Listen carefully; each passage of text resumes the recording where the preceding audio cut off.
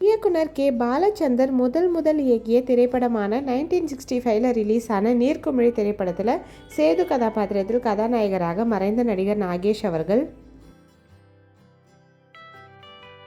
Doctor Balakrishnan கதாபாத்திரத்தில் மறைந்த நடிகர் மேஜர் சுந்தரராஜன் ஐயா அவர்கள்,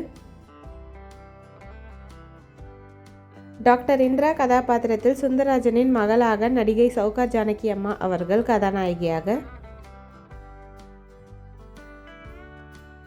முருகன் கதாபாத்திரத்தில் பேஷண்டாக மறைந்த நடிகர் IS ராமச்சந்திரன் அவர்கள்,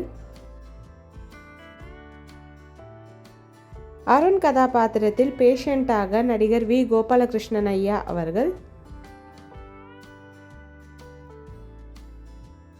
நர்ஸ் ஸ்டெல்லா கதாபாத்திரத்தில் நாகேஷிற்கு ஜோடியாக மறைந்த நடிகை ஜெயந்தி அம்மா அவர்கள். இந்த மூவி யாருக்கெல்லாம் பிடிக்குமோ வீடியோக்கு ஒரு லைக் போட்டுட்டு இந்த மூவியில் உங்களோட ஃபேவரட் சாங் என்னன்றதை கமெண்ட்டில் சொல்லுங்கள். இந்த மாதிரி நிறைய மூவிஸோட மெமரிஸ் பார்க்கணுன்னா நம்ம சேனலை சப்ஸ்கிரைப் பண்ணிக்கோங்க. பக்கத்தில் இருக்க பெல் ஐக்கானையும் கிளிக் பண்ணிக்கோங்க. தேங்க்யூ.